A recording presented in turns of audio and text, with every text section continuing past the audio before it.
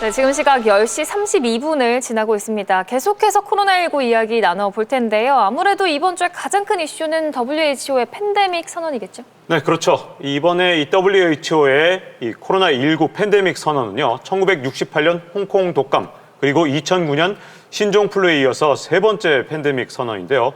인수 공통 감염병인 코로나 바이러스로는 이번에 처음 이 팬데믹 선언이 되겠습니다. 그런데 이 확산 속도를 보면요, 마치 신종플루가 확산하던 모습 굉장히 비슷하거든요. 네. 한번 그래프를 보시면요, 여기 코로나19와 신종플루의 확산 이 양상, 첫 확진 환자가 나오고 약 한 달 정도 지난 시점부터 급속도로 증가하면서 팬데믹 조짐이 뚜렷해졌죠.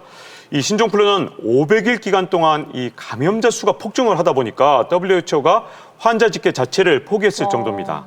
당시 전 세계 인구 중에 약 7억에서 14억 명 정도가 감염됐다고 보고 있고요. 사망자가 무려 18,499명이나 발생했습니다. 네, 그런데 이 두 질환 간에는 큰 차이점이 좀 있습니다. 신종플루는 백신도 있었고 항바이러스제도 있었죠. 그렇지만 이 코로나19는 백신도 없고 항바이러스제도 없습니다. 대응할 수 있는 무기가 별로 없는 거죠. 지금 연구자들이 열심히 연구를 하고 있지만 이 유행에 직접적인 영향을 줄 수 있는 수준의 약물이 개발되기는 쉽지 않을 겁니다. 그렇다면 우리가 대응할 수 있는 건 우리가 계속 강조하고 있는 사회적 거리두기, 개인 위생 지키기, 이제 이런 것들이 중요한 수단이 되는 거죠. 네. 또 이번 WHO 선언을 두고 너무 늦장 대응이 아니냐 이런 얘기도 나오고 있어요. 맞아요. 제가 얼마 전에 기사를 하나 봤는데요.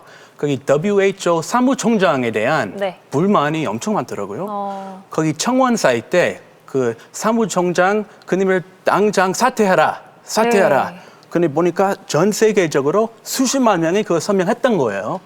그래서 WHO에 대한 불만이 전 세계적으로 많다.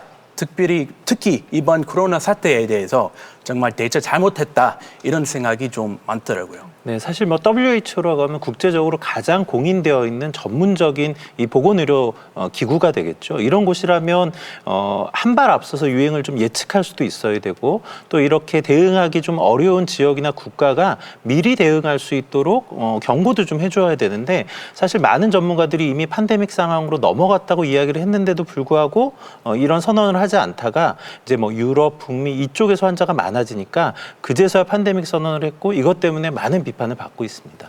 이 WHO가 늑장 대응을 한 원인에는 중국 눈치 보기가 있습니다. 그 트럼프 대통령이 집권한 이후에 미국이 WHO의 지원을 줄였어요.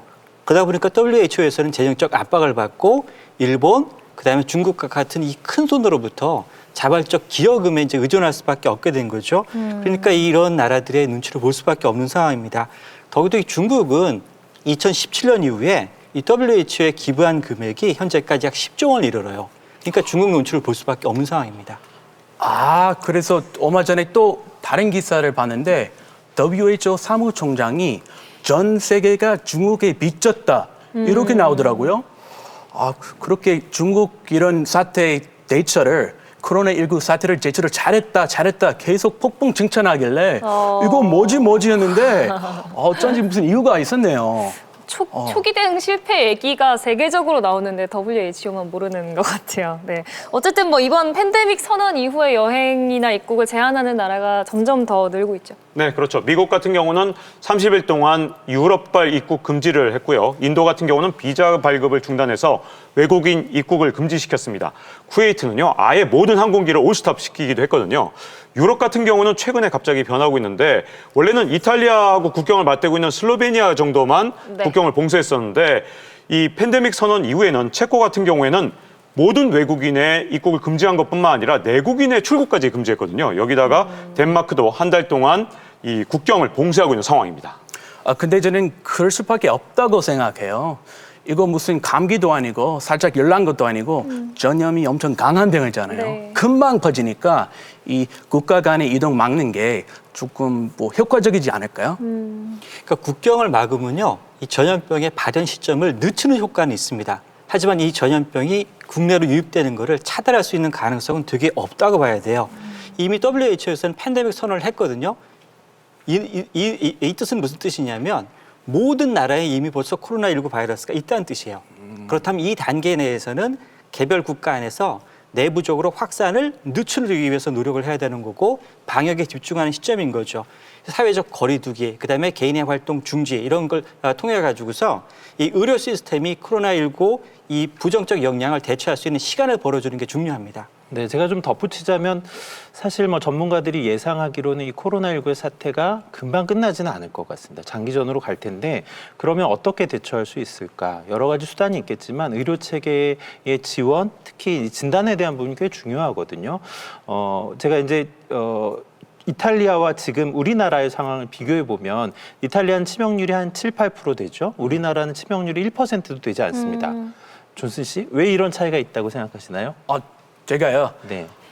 그쪽 이탈리아 같은 경우에 나이 드신 분들이 많아서 들었는데 그리고 뭐 무엇보다 대한민국이 세계 어디보다 이 검사를 빨리 공격적으로 잘해서 그러지 않을까요? 기술. 네, 뭐 인구의 구조의 차이도 있을 거고요. 네. 또 너무 많은 환자가 발생해서 대응하기 어려운 점도 있겠죠. 그런데 이제 저희가 지적하는 가장 큰 차이는 드러나지 않은, 진단되지 않은 환자들이 많을 가능성이 있다라는 겁니다.